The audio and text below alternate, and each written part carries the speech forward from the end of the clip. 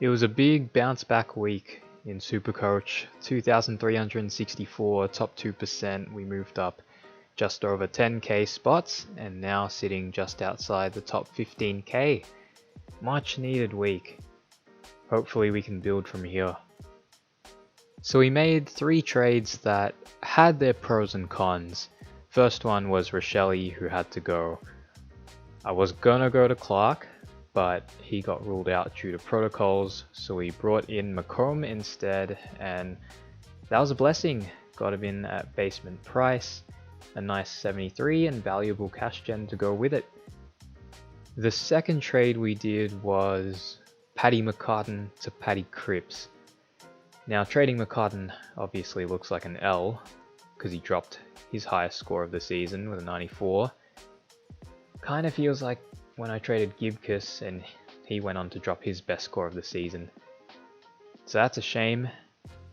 But on the other hand, we finally got Cripps into the team and we chucked the captaincy on him. So we take the good with the bad there. And the third trade I did was Dacos to Zorko. I kept Berry over Dacos because Dacos was dealing with gastro throughout the week and Berry was going up against West Coast. So that's an unfortunate loss of points, and Berry went down a little bit more as well. But trading in Zorko, nice start. A 123, he's only owned by 2%, so he's going to be a crucial part in whether we climb or drop in the rankings from here on in. He does need to redeem himself a bit after burning me in 2020, but this is a good start. On to the rest of the team. Crisp is a gun, as is Short. Hewitt didn't come back, but we were covered by De Koning, who has been surprisingly really good these past few weeks. Zorko we've touched on. Whitfield, shocking first half, but played some inside mid in the second half along with the wing. So hopefully that's a sign of better things to come. But again, Leon Cameron, you just don't know where he's going to use his stars. But hopefully we get to see more midfield Whitfield. And O'Driscoll went down a little bit in price, unfortunate, but we'll hold on to him. Perez, again, slow burn. Could have had a better score, but he butchered it a little bit. The midfield, besides Berry, quite nice to look at. Neil 123, although against West Coast, expectations were a little bit higher. He did get stuck on the bench for a lot of the fourth quarter, but it's fine. Clary 135, McRae 144, Parrish 139. I was a little annoyed by his start to the season, but his last 5 weeks, all over 110. His best score of the season so far against Hawthorn. Was a lot more damaging with the footy, kick to handball ratio a lot better, really good from Darcy. Took 122 even with a tag. Cripper captain 151, and Petrarca broke the ton. Could have been more if he didn't butcher it. And the bench, Ward came back. And McDonald was a late in, so it was nice to get a little bit of cash gen from him this week. The Rucks, it was a win for those with Bruce and Hayes on field. Of course, Darcy absolutely killed it. Witts dropped another 130. But when you're running a line with this much risk, we are absolutely taking a 103 and a 98 respectively. Dixon, very disappointing that he was out, and I think he was the medical sub, but he didn't play in a week where West Coast were dealing with so much in terms of protocols and injuries in general. Can't really explain why he wouldn't have played, unless he was one of the players that went out clubbing and this was punishment for it. I guess that would be the only explanation, but disappointing. And the forward line stinks, except Nick Martin. Absolute gun. I don't know exactly what I'm going to do with trades, but I do know that Berry is gone, so that's sorted. My targets this week, I'd say, would be either a premium defender or Sean Darcy, because I don't know how much longer I want to run a Bruce and Hayes ruck line, and Sean Darcy will be out of reach after dropping a 178, so it's pretty much now or never. If I were to go Darcy, then I'd say Berry to Carroll. Then if we went Dixon out, we wouldn't have enough. We'd be 45k short. Very unfortunate. So we would need to use another boost or trade a rookie we don't want to trade. I mean, I'm not opposed to using my last boost. I guess we'll just do it here for the sake of making trades. Durden or Rosas out, neither of them have made nearly enough, but Rosas has just stunted any sort of short-term cash gen, getting an 18.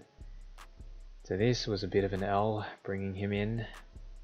But if we went Rosas out to, say, Cooper Hamilton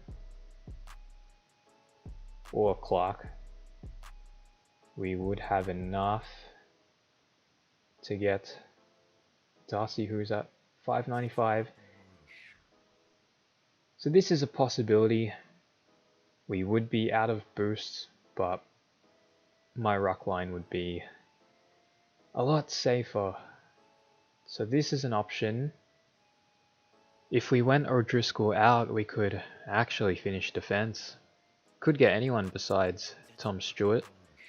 Could join the pack and get Sicily, Doherty, although that would kill my round 12 bye, already having Short, Hewitt and Whitfield there. Isaac Cummings, same deal, although he's a much bigger pod. Bailey Dale, didn't realise he was only owned by 3.7%, but he's been real solid. Pendles, I already have an old man in Zorko, so I don't know if I want to go there. Sinclair's dropped off a little bit, but definitely still a good pickup. Houston also has the round 12 bye. Blitzarves has had a really good stretch. Interesting pod, but at 520k I'd much rather Dawson. Rich has had a bit of a down season compared to what we expect from him, but he's still solid. Jake Lloyd down to 488k. He's had a real tough year, but coming off his best score, if you're looking for value, he could be the one. I know Luke Ryan's also down here. Yeah, only averaging 89 though. Rough stretch for him. Feel like Ridley and Ryan are in the same boat. If we went Ward out instead of O'Driscoll, what could we possibly do with that cash? 553k is enough for Josh Kelly, Tom Green, and then a bunch of DPP guys. Tom Mitchell. End of an era as a gun supercoach player. Baz is alright. Ollie Wines I've had on the radar, but I only have one mid spot left, and I'd like to save that for Jack Steele coming off a 75. Should drop a fair bit, so hopefully he'll be at a nice price during the buy, but that's still a few weeks away, so we'll see. I think I'm going to go with the boost trade, bringing in Darcy. We went pod hunting last week with Zorko. We're going to do it again this week, trading in another pod in Sean Darcy. I feel like the team is in need of that uber ruck, and Gorn is still out of reach. He's going to drop a bit after that 82, but Darcy, it's pretty much now or never with him after getting a 178. He's going to skyrocket in price after this week. And right now he is value at 595k, especially with that ceiling that he has. Obviously there's plenty of risk attached to this pick. He's injury prone. But the upside is hard to ignore, and I'm happy to do this trade. Berry to Carroll, Rosas to Hamilton, Dixon to Darcy, leaving me with 50.9k in the bank. So this will be how the team looks heading into round 9. Pretty happy with this, shaping up well. M8 is thin, not a fan of fielding any of those 4. Could reverse and go Clark instead of Hamilton, and then chuck Clark on field. That's an option. Captains this week, I don't know what Loop will have. Maybe they rest McDonald this week. So in the event that McDonald would be our only Loop, we'll chuck the vice captain on McRae, and captain goes to Clary. Melbourne versus West Coast, they're all going to kill it there. We've got 4 spots left, and our targets, Gawn and Steele, are best case scenario for 2 of those 4 spots. Hopefully at some point we go Bruce to Gawn and it won't cost too much. But that last spot in defense and the forward line will probably have to be value, because we'll be paying up for Gawn and Steele. Who the value picks will be around the buys, I got no idea. But right now in defense, Jake Lloyd is that value pick. So we'll have to keep a close eye on him and see if he can back up what he did last week. In the forward line, the only one I can think of right now is Mitch Duncan, who came out with a 120, I think it was. We'll have to keep an eye on him, but we'll see what happens when the time comes. But anyways, that will do it. Hopefully you all had a great round. Good luck to you all for round 9, and see you on the next one.